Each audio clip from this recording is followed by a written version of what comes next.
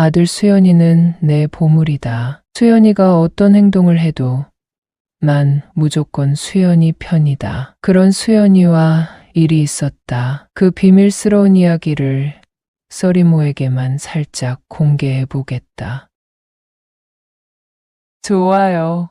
구독 부탁드려요. 나는 남편과 대학에서 만나 3년간 연애를 했다. 남편은 복학생이었고 대학을 졸업하고 바로 결혼을 했다. 우리는 결혼한 지 2년 만에 아들을 낳아 키웠다. 26 젊은 엄마가 된 나는 아들이 너무 예뻤다. 종일 종종거리며 아이를 케어했지만 아들이 보여주는 미소 한 방에 피로감이 해소되었다. 아들은 내게 전부였다. 아들은 무럭무럭 잘 자랐다. 그런데 키우다 보니 이상한 점이 있었다. 우리 부부를 닮지 않은 외모에 특이하게도 손재주가 좋은 점이 의심이 갔다. 우리 부부는 피부색이 조금 어두운 편인 내 아들은 유독 하였다. 양가 조부모님들도 피부톤이 다 어두운데 얘는 누구를 닮았는지 백옥같이 하였다. 그리고 우리 부부는 손재주라고는 일도 없었는데 아들은 어릴 때부터 가위질도 잘하고 손끝이 섬세해서 돌연변이가 태어났나 하고 생각했다. 그러던 어느 날 아들이 초등학교에 들어가고 피검사를 했는데 남편과 나 사이에서 나올 수 없는 혈액형이 나왔다. 남편은 Y형이고 나는 A형인데 아이는 B형이었다. 하늘이 무너지는 것 같았다. 분명히 산부인과에서도 확인하고 아이를 데리고 온 것인데 말이다. 남편은 당장 산부인과에 가보자고 했다. 그리고 혹시 우리 아이가 태어난 날에 다른 아이도 태어났는지 확인해 달라고 했다. 병원 측에서는 조사해 본 후 연락 준다고 했고 연락을 기다리는 며칠간 우리 부부의 마음은 너무도 초조했다. 병원에서 연락이 왔다. 그날 아이가 총 5명이 태어났는데 딸이 3명, 아들이 2명 태어났다고 했다. 우리 아이 말고 다른 아이의 부모에게 연락을 해봤다고 했다. 일단 부모들만 다 모이자고 했고 산부인과에서 만남을 가졌다. 병원에서는 실수로 아이가 바뀐 것을 인정했고 사과했다. 나는 당장 내 친아들을 보고 싶다고 했고 상대 측 부모도 같은 말을 했다. 다행히도 우리 집과 내 친아들을 키워준 집은 형편이 비슷했다. 집에 돌아가 아들에게 상황을 설명했고 우리는 눈물 속에서 키운 아들과 이별을 함과 동시에 친아들을 데리고 왔다. 그리고 키워준 정이 있으니 가끔 안부를 물어도 되겠냐고 했더니 상대 측 엄마는 진지하게 생각해 보겠다고 했다. 우리 친아들을 데리고 와서 정성껏 키웠다. 감사하게도 내 친아들 성진이는 사랑을 듬뿍 받고 밝은 아이로 자랐다. 감사하고 또 감사했다. 성진이는 우리 기대에 맞게 잘 자랐다. 우리는 결혼한 후 살던 지역을 벗어나 본 적이 없다. 성진이를 키워준 부모도 마찬가지였다. 동네 산부인과에서 출산해서 같은 구에서 아이를 키우고 있었던 것이다. 성진이는 성격도 사회성도 좋았다. 우리를 닮아 까무잡잡한 피부에 큰 눈을 가진 성진이에게 아낌없는 지원을 해줬다. 성진이는 어릴 때부터 책을 참 좋아했다. 특히 소설책을 좋아했고 원하는 대학의 문예창작과에 진학했다. 우리는 뛸듯이 기뻐했고 성진이는 신나게 대학 생활을 했다. 그런데 수연이는 어떻게 컸는지 예심 궁금해졌다. 남편과 상의 끝에 성진이 부모에게 연락을 해봤다. 어릴 때부터 손재주가 좋았던 성진이는 이대 조소과에 입학했다는 소식을 들었다. 우리는 다 같이 식사 자리를 만들었다. 8년간 아이가 바뀌었지만 밝고 건강하게 키워주셔서 감사하다는 인사를 하고 아이들 전화번호도 교환하고 집에 돌아왔다. 성진이는 1학년을 마치고 군대에 입대했다. 그리고 얼마 지나지 않아 우리 집에 불행이 찾아왔다. 남편이 음주운전 차량과 접촉사고가 나 하늘나라로 떠나게 된 것이었다. 유일한 아들인 성진이는 군대에 있고 나는 한동안 우울증에 걸려 집에서 먹지도 씻지도 않고 오늘이 며칠인지 알지도 못하고 시간만 축내고 지냈다. 그렇게 지낸 지 몇 달이 지나자 죽을 것만 같았던 고통스러운 마음도 조금씩 좋아지기 시작했다. 남편이 떠나고 계절이 2번이나 바뀌어 가을이 되었다. 그런데 연초에 만났던 수연이가 생각났다. 부모를 닮아 하얀 피부에 뚜렷한 이목구비, 훤칠하고 날씬하게 큰 수연이가 말이다. 사실 그날 수연이를 봤을 때 주책맞게도 너무 잘생겨서 수연이를 껴안아줬다. 수연이는 나를 기억했고 넓은 가슴으로 나를 안아줬는데 잠시였지만 수연이의 심장 박동을 느낄 수 있었다. 나는 수연이에게 전화를 걸어봤다. 여보세요, 수연아. 잘 지냈니? 내 엄마 잘 지내시죠? 응. 사실 너한테 이런 말하기 좀 그런데 우리 만날 수 있을까 하고 물어봤고 네, 그럼요. 우리 만나서 밥 먹어야 하고 밝게 대답했다. 우리는 약속 시간을 정했고 고급 한식당에서 만났다. 수연이는 여전히 멋있었다. 우리는 식사를 마치고 후식을 먹었다. 이제 할 이야기가 있다고 하며 너를 키워주신 아버지가 사고가 나서 돌아가셨다고 말했다. 수연이는 너무 놀라 눈물을 뚝뚝 흘렸다. 엄마 바로 전화하시지 그랬어요? 아빠가 나를 얼마나 예뻐해 주셨는데요. 너무 마음이 아파요라고 하면서 엉엉 울었다. 나는 그런 수연이를 안아주며 함께 울었다. 그리고 조금 진정이 되자 수연이를 바라보며 내가 가끔 연락해도 되지.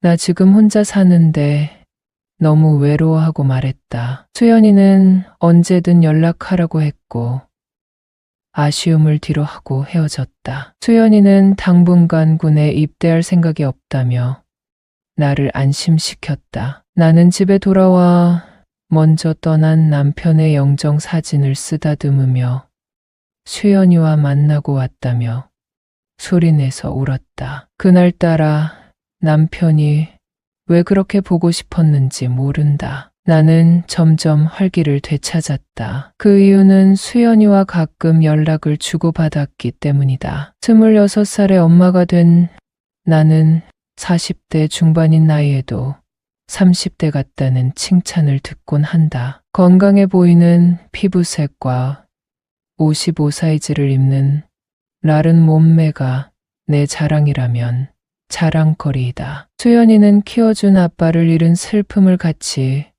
극복해 나가자고 하며 나를 위해 시간을 내서 데이트하자고 졸랐다. 그런 수연이의 마음씨가 너무 예뻐서 헤어질 때 용돈을 쥐어주기도 했다. 어느 날은 명동거리를 활보하며 길거리 음식을 먹기도 했다. 그렇게 우리는 더 친해졌고 남편을 잃은 슬픔도 어느 정도 극복할 수 있게 됐다. 어느 날 그 일이 일어나기 전까지 우리는 아기 때부터 키워준 엄마와 아들 사이였다. 수연이는 보고 싶은 영화가 있다며 예매했으니 나오라고 연락했고 나는 들뜬 마음에 한껏 멋을 부리고 나갔다. 잘생기고 키도 훤칠한 수연이에게 키워준 엄마가 아닌 젊고 예쁜 여자로 보이고 싶은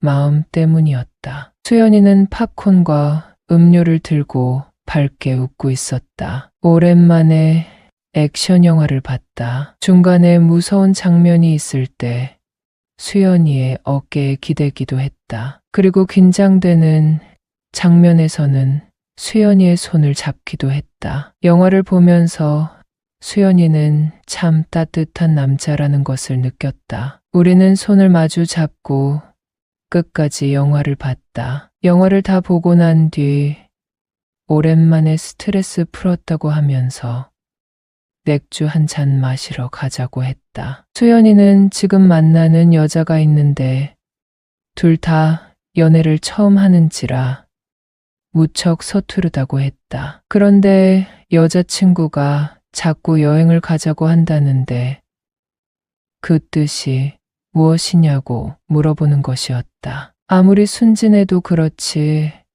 그 뜻을 진짜 몰라서 나한테 묻는 거야? 너 피임 도구는 꼭 사용해야 돼. 나도 이런 말 부끄럽지만 대학생 때 연애 시작하면서 피임은 철저하게 했어라고 하며 웃었다. 순간 수연이는 요즘 엄마를 만나면서 생각한 게 있어요. 진지하게 들어주세요. 여러분은 써리모의 영상을 재미있게 듣고 계십니다. 여러분은 나를 이렇게 키워준 엄마가 요즘 너무 외로울 것 같아요. 그런데 내 처음은 엄마한테 주고 싶어요 라고 하는 게 아닌가. 표현은 안 했지만 꽃미남으로 잘 큰 수연이가 남자로 느껴지기 시작한 지 좀 되었다. 그런데 내가 키운 아이에게 그 마음을 고백할 수도 없어서 긴긴 밤을 수연이를 생각하며 보낸 적이 많았다. 나는 이왕 이렇게 된 거 솔직해지기로 했다. 남자답게 용기 내줘서 고마워. 사실 나도 같은 생각이야. 우리 수연이가 너무 잘 커져서 엄마가 고마워라고 말했고 수연이를 데리고 집으로 왔다. 수연이는 어릴 적 이 집에서 살았던 기억이 난다고 좋아했고 자기가 쓰던 방에도 가봤다. 나는 그런 수연이를 물끄러미 바라봤고 수연이는 이제 우리 용기 내봐요 하고 말하고 욕실에서 씻고 나왔다. 나는 안방 욕실에서 씻고 나왔고 그동안 혼자 잠들었던 킹사이즈 침대에서 이를 치렀다. 수연이는 정말 처음이었다. 나는 수연이의 등을 가볍게 안아줬고 수연이와 2번 더 이를 치렀다. 우리는 그날 이후로 연인처럼 지내고 있다. 나는 수연이와 밤새도록 같이 있고 싶지만 수연이의 친엄마에게 죄를 짓고 있는 마음이 들어 절대로 우리 집에서 재우지 않았다. 수연이는 대학 생활 내내 나와 함께 했고 성진이는 제대를 했다. 성진이는 대학에 복학해서 열심히 공부했고 우연히 성진이 강을 청소하다가 일기장을 보게 되었다. 그 내용은 다음과 같았다. 친엄마랑 사는 요즘 너무도 즐겁다. 그런데 내가 군에 있을 때 큰 비밀이 있었던 걸 우리 엄마는 알까? 나를 키워준 엄마는 한 달에 2번씩 면회를 왔다. 내가 멋지게 커져서 고맙다고 맛있는 음식을 사주고 가셨다. 우리 친엄마는 면회를 한 번도 안 왔는데 말이다. 이래서 키운 정이 무섭다고 하는 걸까? 엄마는 우리 부대에 찾아온 날 고백했다. 나 없이는 못 살겠다고 말이다. 수연이는 자기를 키워준 엄마를 만나러 나가는데 아무것도 할 수 있는 게 없다고 말이다. 나는 그런 엄마를 위로해줬고 우리는 서로를 그리워하고 있다는 것을 깨닫게 되었다. 엄마는 아빠와 요즘 사이가 좋지 않아 부부관계도 안 하고 있다고 했다. 피 끓는 젊은이가 그 말을 듣고 가만히 있을 수 없었다. 나는 엄마를 위로해드리고자 엄마가 바라는 행위를 했다. 엄마는 너무도 좋아했고 내가 군에 있는 내내 주기적으로 면회를 왔다. 엄마만큼 예쁜 사람도 못 봤고, 엄마만큼 사랑스러운 여자도 못 봤다. 내겐 엄마밖에 없다. 성진이의 일기장을 덮고 한동안 멍하니 서 있었다. 안녕하세요. 이제 30대 후반의 여성입니다. 저는 결혼한 지 7년이 되었고 6살짜리 아들이 하나 있습니다. 그 외에도 저에게는 언니가 있습니다. 저와는 1살밖에 차이가 나지 않아 어릴 때는 정말 많이 싸웠습니다. 그렇지만 성인이 되고 나서는 둘도 없는 친구가 되었지요. 항상 붙어 다니고 같이 여행도 다니고 언니와 저는 정말 늘 함께 있었습니다. 언니는 원래 공부를 잘하는 편이어서 대학을 나와 일반 회사에 취직했습니다. 저는 언니에 비해 공부는 그냥 그랬지만 외모는 좀 자신이 있는 편이었습니다. 그래서 백화점에서 화장품을 판매하는 일을 하게 되었죠. 이렇게 각자 취직하고 연애도 하고 그러다 보니 예전만큼 붙어 다니지는 않았지만 그래도 사이는 변한 게 없었습니다. 그러다가 7년 전에 제가 먼저 결혼을 하게 되었습니다. 남편이 제가 일하는 백화점에 와서 저희 매장에 들러 이것저것을 보고 있었는데 제가 마음에 들었는지 저에게 연락처를 물어보더라고요. 저는 남편의 깔끔한 모습과 부유해 보이는 이미지에 마음이 끌렸습니다. 그래서 몇 번 데이트를 하게 되었죠. 남편은 사업을 하는 사람이었고 나이는 저보다 5살이 많았습니다. 그런데 30대 중반이 되지 않은 나이에 사업을 꽤나 크게 하는 모양인 것 같았습니다. 남편의 명함을 보니 공공투자사 대표라고 되어 있더라고요. 그러면서 자신을 포함한 투자자들을 결성해 유명한 사업에 투자하고 수익을 내는 회사라고 소개를 했습니다.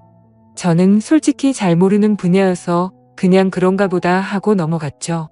서로 호감이 있다 보니 자연스럽게 연애로 이어졌고 저희는 연애한 지 6개월 만에 결혼하기로 했습니다. 제가 결혼할 때 언니가 저에게 너무 빨리 하는 게 아니냐고 걱정스럽게 말했습니다. 그런데 저는 이 사람이라는 느낌이 와서 결혼하는 거라고 하며 언니도 어떤 느낌인지 알게 될 거라고 이야기했죠. 그렇게 축복 속에 결혼했습니다. 남편은 정말 돈을 잘 버는지 신혼집도 그렇고 가구며 가전들도 다 최고급으로 하였습니다. 그리고 태어나서 처음으로 외제차도 가지게 되었죠. 거기에다가 남편은 언제나 저에게 다정했습니다. 우리는 정말 행복했습니다. 그래서 결혼하자마자 바로 아이도 생겼습니다. 그리고 곧바로 좋은 소식이 들렸습니다. 우리 언니도 결혼을 하게 된 거죠. 형부는 특전사 출신의 보안회사에서 일하는 사람인데 몸도 아주 탄탄해 보였고 무엇보다 사람이 너무 착해 보였죠. 누가 봐도 선한 인상을 가진 사람이었습니다. 그리고 언니랑 정말 잘 어울리는 한 쌍이었습니다. 언니 부부와 저희 부부는 함께 식사도 많이 하고 잘 지내고 있었습니다. 아이도 건강하게 출산했고 부러울 것 없는 나날을 보내고 있었습니다. 그런데 이 모든 행복은 한순간에 깨지고 말았습니다. 바로 제 남편이 본색을 드러낸 것이었습니다. 제 남편은 일이 바빠서 늦게 들어오는 경우가 많았습니다. 그러면서 갑자기 밖에서 술을 먹고 들어오는 경우가 많아졌습니다. 그리고 술에 취하면 저에게 소리를 지르기도 하고 사람이 좀 사나워져 갔습니다. 그러던 어느 날 남편이 준 카드로 장을 보는데 카드가 결제가 안 되더 그래서 전화했어 남편에게 물으니 저에게 돈 먹는 귀신이라며 화를 내는 것이었습니다. 저는 사업이 요새 많이 안 좋아져서 예민하구나 생각을 했습니다. 그런데 남편을 챙기고 싶어도 이제 100일도 안 된 아들 때문에 신경을 쓰기가 너무 힘들었습니다. 남편의 스트레스는 극에 다르는지 하루는 술을 먹고 들어와서는 저에게 손찌검까지 했습니다. 그렇게 한번 그러기 시작하더니 이제 매일 술만 먹고 들어오면 저에게 자기 돈 평평 쓰고 사니까 라는 식으로 폭언을 하였고 날로 남편은 폭력적으로 변하였습니다. 그러던 어느 날 모르는 번호에서 전화가 왔습니다. 그 사람은 자신이 이 집주인이며 저에게 월세가 밀렸다는 이야기를 하였습니다. 저는 그 말에 너무 놀랐습니다. 제가 남편에게 전화하니 사실은 그 집은 남편이 산 게 아니고 월세를 내면서 사는 집이었다고 하는 것이었죠. 그때 드는 생각이 이 사람한테 속았다라는 생각이었습니다. 그리고 그날 남편과 크게 부부싸움을 했습니다. 저는 다른 건 몰라도 저를 속인 부분에 대해서는 남편에게 따졌습니다. 결국 말문이 막힌 남편은 물건까지 집어던졌고 결국 저는 이혼을 생각하게 되었습니다. 남편이 밖으로 나가고 저는 아들을 안고 홀로 방에 있었습니다. 그런데 아직 아무것도 모르는 이 아기에게 아빠를 빼앗는다는 것이 너무 미안한 마음이 들었습니다. 그리고 지금까지 남편이 돈을 잘 벌 때는 같이 있다가 남편이 힘들어질 때 남편과 이별한다는 것이 너무 마음에 걸렸습니다. 왠지 달면 삼키고 쓰면 뱉는 그런 사람이 되는 느낌이었죠. 저는 남편이 다시 일어설 수 있도록 열심히 도와주겠다고 생각을 했습니다. 저는 남편에게 전화를 했죠. 미안하다고 말하고 집으로 돌아오라고 할 참이었습니다. 그런데 술에 취한 남편이 전화를 받았고 옆에서 여자 목소리가 들리는 것이었습니다. 저와 싸우고는 여자들이 나오는 술집에 간 모양이었습니다. 저는 화해하려던 마음이 싹 가셨죠. 그리고 그 뒤 밝혀진 진실은 충격적이었습니다. 제 남편이 알고 보니 사기꾼이었던 것이었습니다. 그것도 점과 기록도 3번이나 있는 전문 사기꾼이었던 것이었습니다. 투자사를 차려서 사람들에게 돈을 받아서 그 돈을 흥청망청 쓰고 다녔던 것이었습니다. 자신의 민낯이 드러나자 남편은 더욱 저에게 막대하기 시작했습니다. 저는 매일매일이 지옥 같았고 나중에는 남편이 들어오면 아이를 안고 방으로 들어가 문을 잠그고 있었습니다. 결국 남편은 사기죄로 감옥에 가게 되었습니다. 그래서 저도 조사를 받으러 경찰서에 왔다 갔다 했습니다.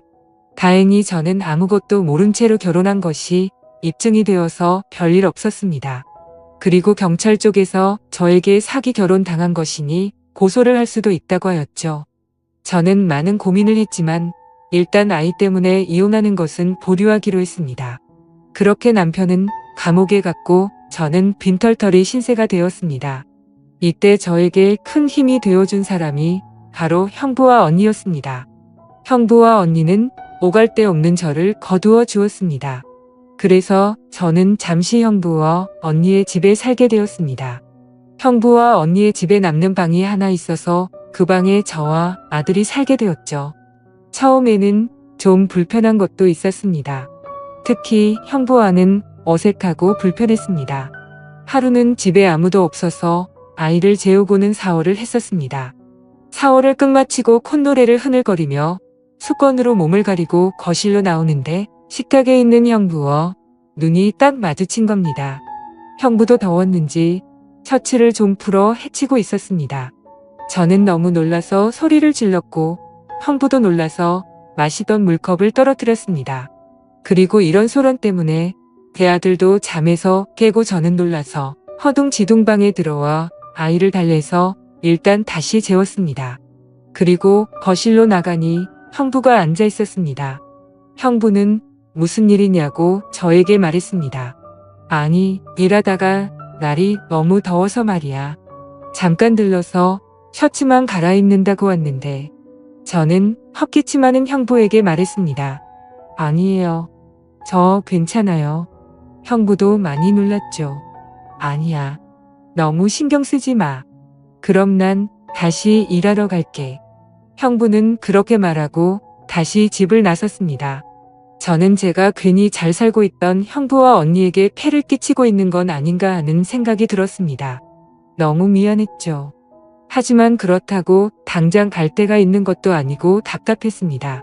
그래도 아들이 지금 어린이집에 대기 명단에 있으니 어린이집만 가게 되면 저도 일을 할 수 있고 일을 하면 그래도 이 집에서 나갈 수 있으니 조금만 더 참아야 했습니다. 그런 저의 마음을 알았는지 언니는 저에게 계속 여기에서 지내도 괜찮다고 했습니다. 그렇지만 하루라도 빨리 언니 집에서 나가야겠다는 생각은 변하지 않았습니다. 그런데 시간이 지날수록 언니네 집에서 지내는 게 조금은 적응이 되었죠. 언니와는 전혀 문제가 없었지만 형부가 신경이 쓰이기는 했습니다. 형부는 샤워를 하기 바로 전에 운동을 하는 습관이 있었습니다. 꼭 팔근형을 몇 분 동안 해서 몸에 땀을 내고 샤워를 했죠. 처음에는 민망해서 고개를 돌리기 바빴는데 몇 번 보니까 이제 아무렇지 않게 볼 수 있게 되었죠. 그런데 자세히 보니 형부의 근육이 눈에 들어왔습니다. 탄탄한 팔뚝이 움직일 때마다 울렁울렁한 근육과 붉은거리는 힘줄이 참 섹시하다는 생각이 들었습니다. 그리고 확실히 운동을 한 사람이어서 그런 느낌이 달랐습니다. 그리고 성격은 어찌나 착하고 순한 언니한테 너무 잘하는 모습을 보고 있으면 언니가 참 부러웠습니다. 잠을 자다가 새벽 2시 정도에 저도 모르게 눈을 떴습니다. 그리고 목이 말라서 물을 마시러 나가는데 언니와 형부의 방에서 달그락거리는 소리가 들리는 것이었습니다. 자세히 들어보니 언니와 형부가 사랑을 나누는 소리였습니다. 저는 민망함에 빨리 들어가려고 했는데 호기심이 생기는 건 어쩔 수 없었습니다. 그래서 거실에 서서 언니 방에서 흘러나오는 소리를 들어보았습니다. 다른 건 몰라도 언니의 만족해하는 소리를 느낄 수 있었습니다. 언니 방의 상황이 보이지는 않았지만 상상은 할 수 있었습니다. 언니가 또다시 부러워졌죠. 저는 만족스러운 밤을 보낸 지가 언제인지 기억도 나지 않았는데 말이죠. 아이를 재우고 방에서 쉬고 있는데 언니가 저를 불렀습니다. 아이는 형부에게 맡기고 둘이서 오랜만에 놀러 나가자고 하더라고요.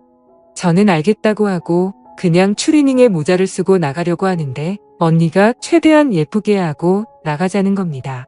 저는 간만에 기분이 나날 것 같았고 처녀 시절처럼 화장도 하고 옷도 차려 입고 밖으로 나왔습니다. 언니와 분위기 좋은 술집에 가서 기분도 전환하고 집에 들어오니 한결 숨이 트이는 것 같았습니다.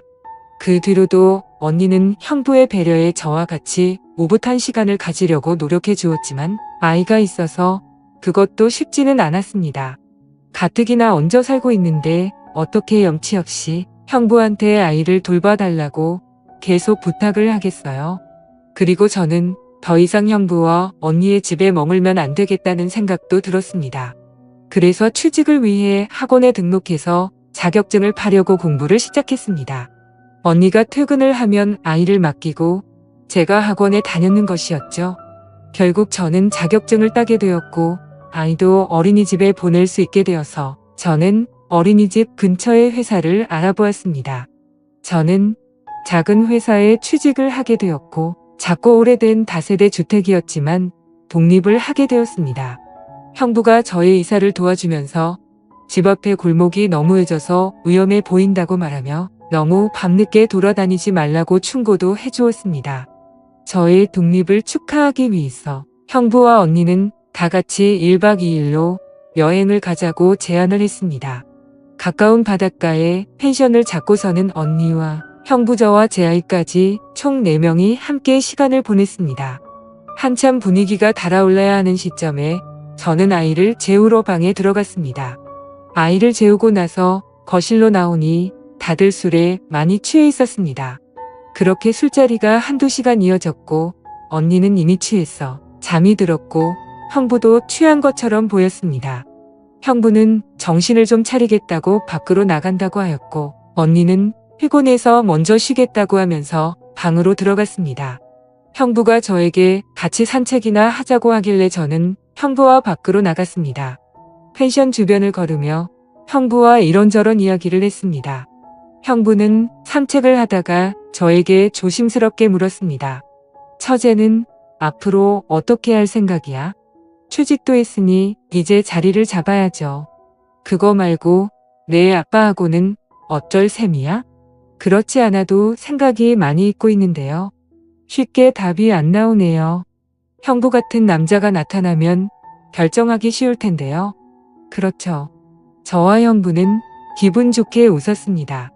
그리고 형부가 물었습니다. 계속 혼자서 아이를 키울 생각인 거야? 저도 모르겠어요. 아이 아빠가 정신을 차리고 돌아오는 게 제일 좋은 거겠죠? 그런데 제 마음이 이제는 그 사람에서 멀어져서 그게 문제예요. 그래도 아이를 생각해야죠. 그러자 형부는 저에게 진지하게 말했습니다. 내가 할 말은 아니지만 내 생각은 좀 달라. 엄마가 행복해야 아이도 행복할 수 있다고 생각하거든. 처제도 처제 행복을 가장 먼저 생각해 보는 건 어때? 저는 형부의 말을 들고 생각에 잠겼습니다. 결혼하고 아이를 낳고서는 한 번도 나를 생각해 본 적이 없었습니다. 늘 아이가 최우선이었고 남편 뒷바라지만 생각하고 있었는데 제가 제일 원하는 것이 무엇일까 생각해 본 적은 없었던 것 같았습니다. 그런 생각이 들자 좀 우울해졌죠. 그때 모르는 번호로 전화가 왔습니다. 그리고 전화를 받고 저는 깜짝 놀랐습니다. 바로 남편이었습니다. 남편이 어떻게 벌써 감옥에서 나왔는지 모르겠지만 저에게 전화를 한 것이었습니다. 남편은 술에 취해 있었고 제가 전화를 받자마자 욕을 하기 시작했습니다.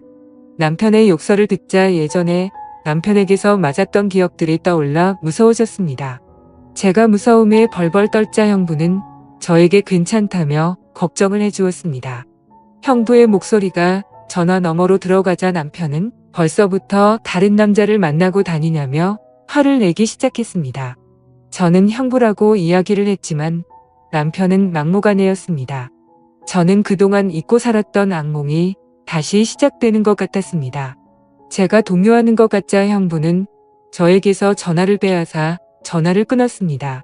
그리고 전원도 꺼버렸죠. 제가 불안해하며 눈물을 흘리자 형부는 저의 등을 토닥여주면서 저를 위로해 주었습니다. 저는 형부의 어깨에 고개를 물고 엉어 울었습니다. 그렇게 여행을 마치고 언니 집으로 돌아와서 저는 계속 생각을 해봤습니다. 여행 중에 전화를 받았을 때는 남편이 술에 취해 있어서 거칠게 말했지만 맨정신에는 다르지 않을까 하는 생각도 들었습니다. 그때 남편에게 전화가 왔고 저는 남편을 만나기로 했습니다. 언니에게 아이를 맡기고 남편을 만났죠. 그런데 남편은 저에게 돈을 요구했습니다. 자기가 재계하기 위해서는 자금이 필요하다며 앞으로 어떻게 할지 이야기를 해주는데 그것도 다 사기였습니다. 감옥에서 나온 지 얼마 되지도 않았는데 또 범죄를 저지를 생각을 하니 제가 가지고 있던 마지막 희망도 사라지고 말았습니다. 저는 남편에게 마지막으로 말했습니다. 난 그래도 우리 아이를 위해 아빠가 있었으면 좋겠다고 생각을 했었어. 그런데 이런 아빠라면 그냥 없는 게 더 좋겠다는 생각이 드네. 우리 이제 그렇게 말하고 저는 집으로 돌아갔습니다.